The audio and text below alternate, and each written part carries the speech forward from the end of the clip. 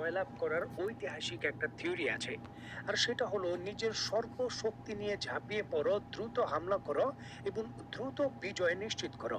কারণ শত্রু তোমার হামলার তীব্রতা থেকে রক্ষা পাওয়ার জন্য যত সময় পাবে, ততই কিন্তু সে নিজেকে গুছিয়ে ফেলবে এবং পাল্টা শক্তি অর্জন করে হামলা করবে। ইউক্রেন এবং রাশিয়ার যুদ্ধক্ষেত্রে এখন এটাই হলো বাস্তবতা। 2014 সালে কোনো ধরনের যুদ্ধ ছাড়াই পুরো ক্রাইমিয়া যেই রাশিয়ার হাতে তুলে দিয়েছিল ইউক্রেন, 2021 সালে যখন যুদ্ধ শুরু হয় এবং রাশিয়া এই ইউক্রেনে আক্রমণ করে, সবাই এটাই ধরে নিয়েছিল মাত্র 10 থেকে 15 দিনের ভেতরই ইউক্রেনের পরাজয় সুনিশ্চিত এবং পুরো ইউক্রেন রাশিয়া দখল করে ফেলবে। তবে আস্তে আস্তে পরিস্থিতি পাল্টাতে থাকে। যুক্তরাষ্ট্র এবং পশ্চিমা বিশ্বের অস্ত্রে সুসজ্জিত হয়ে যে পারফরমেন্স দেখিয়েছে ইউক্রেন, তা নজিরবিহীন। একটা সময় যে ইউক্রেন নিজের ভূখণ্ড রক্ষা করার জন্য ইউরোপ এবং আমেরিকার বিভিন্ন দেশের কাছে অস্ত্র পাওয়ার জন্য আকুতি মিনতি করত, সেই ইউক্রেনের ড্রোন শিল্প আজকে বিশ্ব সেরা স্থানে দাঁড়িয়েছে।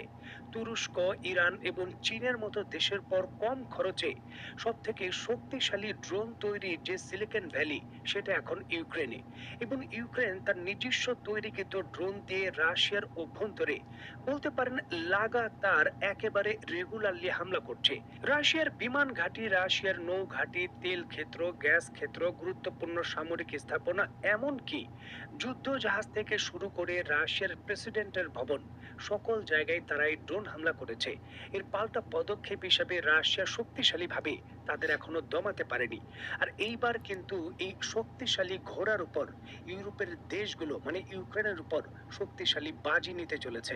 অত্যন্ত গুরুত্বপূর্ণ এই বিষয়টিকে কেন্দ্র করে স্ক্রিনে নিশ্চয়ই আপনারা দেখতে পাচ্ছেন, গত 17ই নভেম্বর ইউক্রেনের প্রেসিডেন্ট মিস্টার জেলেনস্কি এবং ফ্রান্সের প্রেসিডেন্ট ইমানুয়েল ম্যাক্রন প্যারিসের যে ভিলা কোলেব সামরিক ঘাঁটি রয়েছে তার একটি লেটার অফ ইন্টেন্ট বা প্রাথমিক চুক্তি যেটাকে বলা হয় আর কি, এই চুক্তির অধীনে ফ্রান্সের তৈরিকৃত 100টি যে রাফায়েল F4 স্ট্যান্ডার্ডের যুদ্ধ বিমান রয়েছে তা বিক্রি করার চূড়ান্ত চুক্তি করেছে।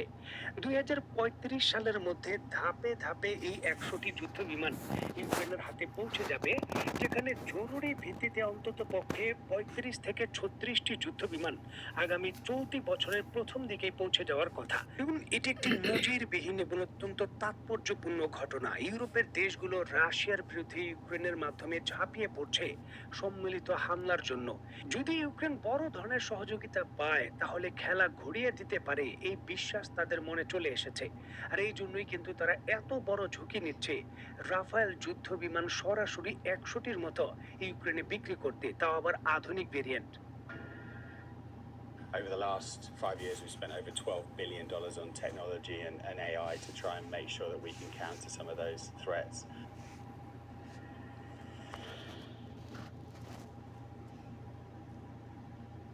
ইউক্রেন ফ্রান্সের সঙ্গে যে রাফায়েল যুদ্ধ বিমানগুলোর ডিল করেছে তা F4 স্ট্যান্ডার্ডের সর্বাধুনিক আধুনিক বিমান, যা এখনো ভারতেও কিন্তু পৌঁছয়নি। এই রাফায়েল যুদ্ধ বিমানগুলোর যে নতুন রাডার সিস্টেম রয়েছে তা অত্যন্ত অ্যাডভান্স। প্রায় 200 প্লাস টার্গেটকে ট্র্যাক করতে পারে এবং 100 থেকে 150 কিলোমিটার দূর থেকেই টার্গেটকে লক অন করতে সক্ষম। এটি রাশিয়ান Su-35 এর যে ইরবিস ই পেসে অ্যাসিভ রাডার রয়েছে তার থেকেও উন্নত। কারণ এশা রাডারের স্ক্যানিং স্পিড এবং রেজুলেশন ইলেকট্রনিক জ্যামিনের বিরুদ্ধে বেশি কার্যকর। ইউক্রেনের রাফায়েল যুদ্ধ বিমানগুলো যদি A50 যে airborne warning and control system রয়েছে তার সঙ্গে ইন্টিগ্রেট হয়, তাহলে রাশিয়ান বিমানগুলোকে আরো দূর থেকে আক্রমণ করতে পারবে। এটি রাশিয়ান Su-35 এর যে লং রেঞ্জ ডিস্টেন্স রয়েছে 249 মাইল পর্যন্ত, সেটা কম্পাইজ করতে পারবে। বিশেষ করে যদি রাফায়েলগুলো লো অ্যালটিটিউড ফ্লাইট করে। মকন ডগ ফ্লাইটে যেমন 2021 সালের মিশরের ভেতর রাফায়েল Su-35কে হারিয়েছিল, কারণ এর যে রাডার জ্যামিং রেজিস্ট্যান্ট তা অত্যন্ত ভালো।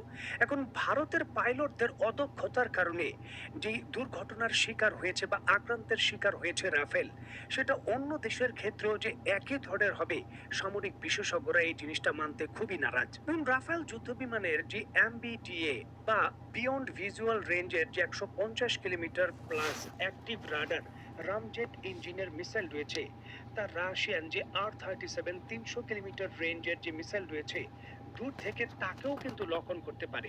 এছাড়াও এই যুদ্ধ বিমানটিতে যে স্ক্ল্যাপ ক্রুজ মিসাইল বা এএমএস হ্যামার গাইডেড বোমা রাশিয়ান গাইডেড টার্গেট যেমন S-400 সাম সিস্টেমের জন্য ঝুঁকি তৈরি করতে পারে। আর এই ধরনের পরিস্থিতি রাশিয়া আগে মোকাবেলা করেনি।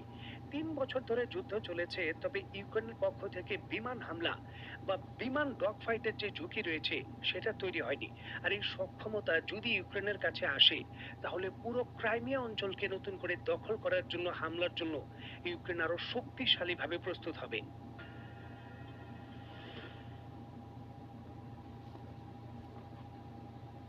ল্যাংড়া ঘোড়ার বাজিমাত অনেকটাই যেন এরকম। মাত্র কয়েক মাস পূর্বেও যে ইউক্রেনকে যুক্তরাষ্ট্র এবং তার মিত্ররা ইউক্রেনকে বাধ্য করতে চেয়েছিল রাশিয়ার সঙ্গে ভূখণ্ডের বিনিময়ে আপোষ করে শান্তি চুক্তি করুন, সেই ইউক্রেনের কাছে শুধু রাফেল যুদ্ধ বিমান নয়, আরো 150টি অতিরিক্ত যে গ্রিপেন সিঙ্গেল ইঞ্জিনের যুদ্ধ বিমান রয়েছে তা বিক্রিরও চুক্তি হয়েছে। এবং রাফেল যুদ্ধ বিমান চুক্তির পূর্বে সুইডেন সরকারের সঙ্গে ইউক্রেনের প্রেসিডেন্ট এই 150টি অ্যাডভান্স যে সুইডিশ ফাইটার রয়েছে গ্রিপেন তা ক্রয়ের চুক্তি করে, এবং সুইডেন সরকার এই বিষয়ে আনুষ্ঠানিকভাবে অনুমতি দিয়ে চুক্তি করেছে। ধাপে ধাপে এই 150টি গ্রিপেন যুদ্ধ বিমান হাতে পাবে ইউক্রেন, যেটা আধুনিক নতুন ভেরিয়েন্টের, কোনো সেকেন্ড হ্যান্ড নয়। এটি একটি বিক্রয় চুক্তি, কোনো ধরনের অনুদানের চুক্তি নয়। এই গ্রিপেন যুদ্ধ বিমানগুলো সিঙ্গেল ইঞ্জিনের মাধ্যমে পুরো যুদ্ধক্ষেত্রের যে স্থিতি রয়েছে তা পরিবর্তন করে দিতে সক্ষম। ডাবল ইঞ্জিনের রাফেল যুদ্ধ বিমান আর সিঙ্গেল ইঞ্জিনের গ্রিপেন যুদ্ধ বিমান রাশিয়ার জন্য যুদ্ধক্ষেত্রে নতুন একটি চ্যালেঞ্জ তৈরি করবে। এখন এই জিনিসটাই তো অবিশ্বাস্য যে রাশিয়ার মতো একটি সুপার পাওয়ার দেশ দীর্ঘ 3 বছর যুদ্ধ করেছে ইউক্রেনের সঙ্গে, আর ফলাফল স্বরূপ কাঙ্ক্ষিত যেই প্রত্যাশা রয়েছে এখনো তারা অর্জন করতে পারেনি। যে অঞ্চলগুলো রাশিয়া দখল করেছিল 2 বছর পূর্বে এখনো তারা সেখানে দাঁড়িয়ে রয়েছে, এবং কিছু কিছু ক্ষেত্রে কিছু কিছু অঞ্চল ইউক্রেন পুনরুদ্ধার করতেও সক্ষম হয়েছে। আর রাশিয়ার মতো সুপার পাওয়ার এখনো একচ্ছত্রভাবে সেই সকল অঞ্চলগুলো তাদের কন্ট্রোলে রাখতে পারছে না। হামলা হচ্ছে, পাল্টা হামলা হচ্ছে, কিছু কিছু স্থিতি পরিবর্তন হচ্ছে, তবে বড় কোনো অগ্রগতি নেই। আর এমন একটি সময়ের মধ্যে শুধু রাফেল যুদ্ধ বিমান বা গ্রিপেন যুদ্ধ বিমানই নয়, জার্মানি তাদের শর্ট মিডিয়াম রেঞ্জের যে আকাশ প্রতিরক্ষা ব্যবস্থা রয়েছে সেটাও অন্তত 16 ইউনিট ইউক্রেনের সঙ্গে বিক্রি চুক্তি করেছে, কোনো ধরনের অনুদানের চুক্তি নয়। আর এটাই কিন্তু পুরো পরিস্থিতি ঘুরিয়ে দেওয়ার বার্তা দিচ্ছে। দেখুন, ইউক্রেনের মতো অর্থনৈতিক একটা ভঙ্গুর দেশ 150টি গ্রিপেন, প্রায় 100-র মতো রাফেল যুদ্ধ বিমান, যেখানে ভারতের মতো বড় রাষ্ট্র ক্রয় করে 36টি, তারা ক্রয় করছে 100টি, অতিরিক্ত প্রায় 16 ব্যাটারি জার্মানির তৈরিকৃত আকাশ প্রতিরক্ষা ব্যবস্থা। মানে হিসাব করলে অন্তত পক্ষে প্রায় $50 বিলিয়ন কাছাকাছি সামরিক চুক্তি। এত বিপুল পরিমাণের অর্থ ক্রয় চুক্তি হিসাবে ইউক্রেন কোথা থেকে পাচ্ছে? দেখুন, দুঃখজনক বিষয় হলেও সত্য, এই অর্থটাও রাশিয়ার 300 বিলিয়ন মার্কিন ডলার যুক্তরাষ্ট্র এবং ইউরোপীয় ইউনিয়ন যুদ্ধের সময় ফ্রিজ করেছিল। আর সেই 300 বিলিয়ন ডলার থেকেই $50 বিলিয়ন শক্তিশালীভাবে ইউক্রেনকে নতুন অস্ত্র সুসজ্জিত করার জন্য অর্থ ছাড় দেওয়া হচ্ছে। মানে রাশিয়ার টাকা দিয়েই রাশিয়ার বিরুদ্ধে ইউক্রেন এখন যুদ্ধ করছে, বা যুদ্ধ আরো শক্তিশালীভাবে করবে। সামরিক বিশেষজ্ঞরা বলছেন যে এইভাবে যদি অগ্রগতি হতে থাকে, তাহলে আফগানিস্তানে সাবেক সোভিয়েত ইউনিয়নের যে পরিণতি হয়েছে, রাশিয়ার ও ইউক্রেনের ভেতর একই রকম হবে। একটি শান্তি চুক্তি করে ইউক্রেনের ভূখণ্ড ছেড়ে তাদের চলে যেতে হবে, যদি তারা দ্রুত গতিতে তাদের সকল শক্তি, সামরিক শক্তি ইউক্রেনের বিরুদ্ধে ব্যবহার না করে। এখন দেখার বিষয় আসলে চূড়ান্তভাবে রাশিয়া কি সিদ্ধান্ত নেয়। তো বন্ধুরা, আজকের মতো বিদায়। নতুন কোনো ভিডিও নিয়ে আবার দেখা হবে। সে পর্যন্ত সবাই ভালো থাকবেন, সুস্থ থাকবেন এবং বাংলাদেশকে ভালোবাসবেন। আল্লাহ।